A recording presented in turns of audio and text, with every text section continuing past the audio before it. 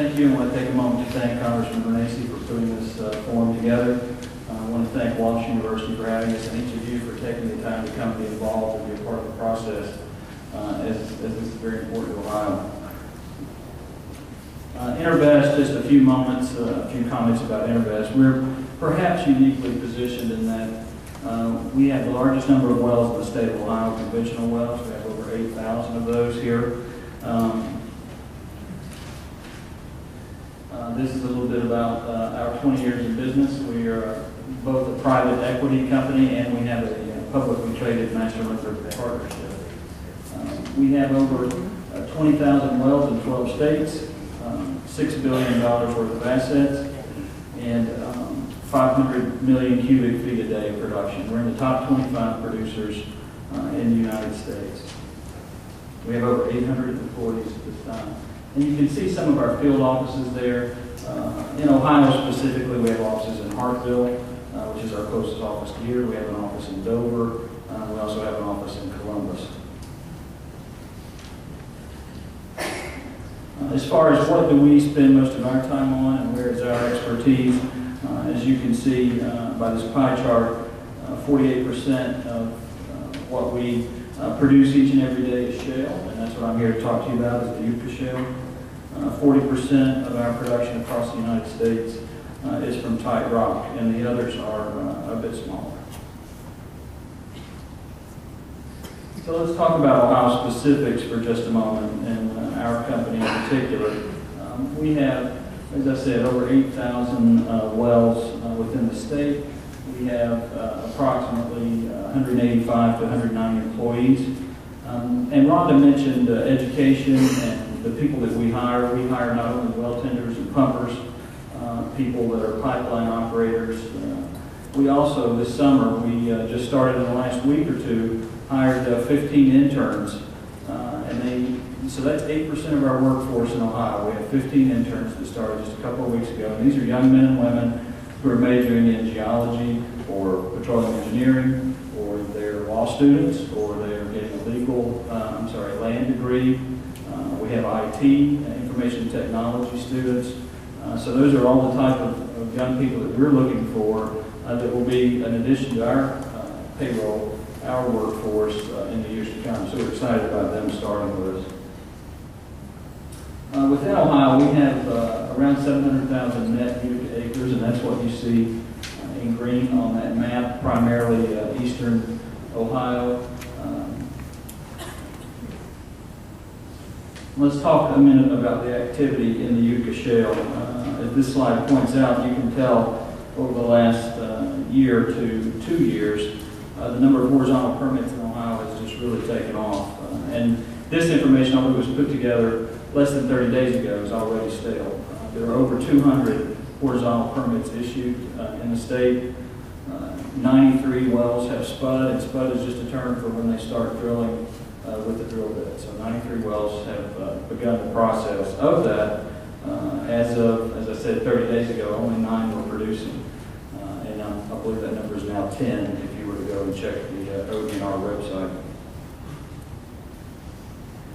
So what is the Utica? Why the hype? And Rhonda did a good job of talking and showing you a little bit of the formations there. For years in Ohio, we've developed the Berea sandstones, and InterVest has also developed the Clinton sandstones here in Ohio. And most of our 8,000 wells are in the Clinton, probably 7,500 of those to 7,800 of those. So we've drilled and developed in Ohio a long time, as Rhonda said. And this column on the left-hand side is from shallowest to deepest. So we start with the Berea sandstones, and as she pointed out, there's really no Marcellus shale production and little opportunity. I think what I've learned from the Marcellus shale and from the Utica shale is never say never as the formations that we're going to find someday, because in Pennsylvania, for years, we drilled through the Marcellus, and it was a nuisance.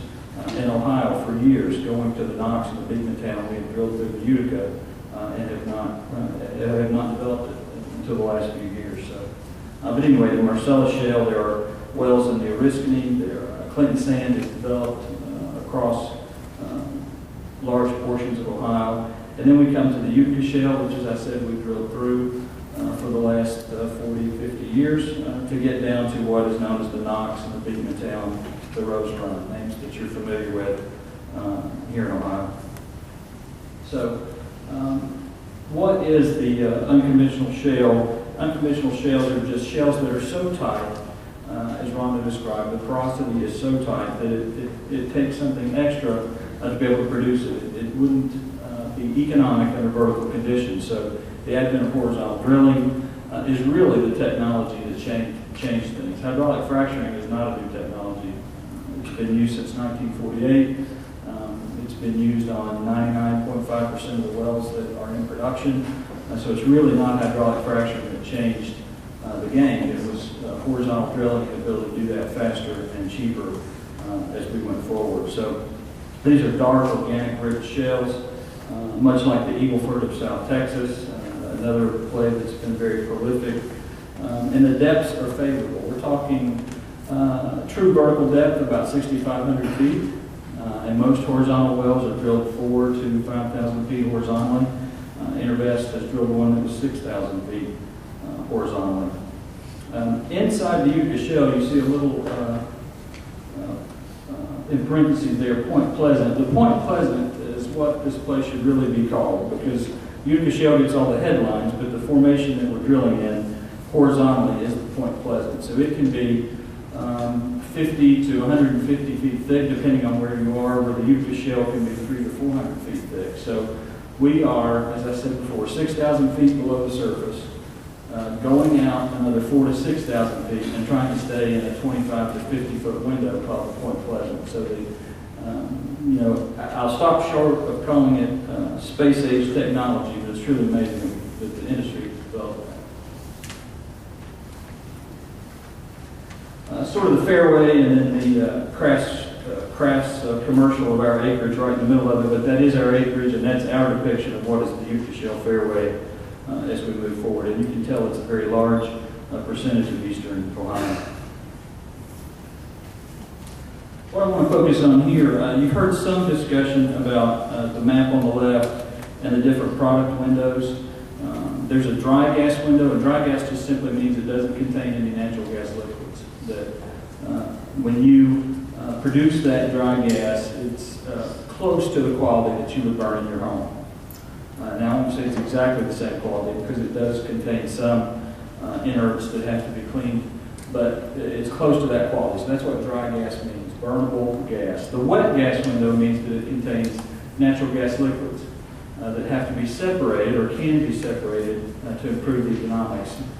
These are things like propane, ethane, butane, isobutane, natural gasolines. That's what makes up the natural gas liquids component. So in the wet gas window, which is where in Ohio, those 93 wells that I said have been spud to date, the vast majority of those have been in the wet gas window. Based on product prices today, and I'll show you some of those economics in a moment, that appears to be the most economic window at the moment.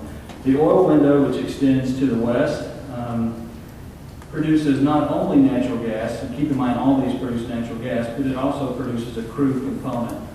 So it will be light brown colored crude, and the difficulty there, the challenge the industry is going to face is how do we not only drill those wells, but how do we produce oil molecules through that tight porosity rock. You think about it, it makes logical sense. If you have a gas trying to pass through a rock, that's easier to produce than a heavier molecule like oil. Intervest has completed 2 wells in that oil window, and those will be coming on production in the next 3 to 4 months. So we're excited about our activity there. As you can tell, most of our acreage is in the oil window. A couple other things to focus on. We have, as I said, 1.2 million gross acres, 700,000 net acres. Intervest operates about half of those. We're in joint ventures with other industry partners, and there are some names on there like Chesapeake is one of our partners to operate the other half. We have over 600 open hole logs from where we have drilled and completed in the Knox and Beacontown and Rose Run. And so those proprietary logs and the information we have gained from that give us unique information, we think. We have 7 hole cores and 8 side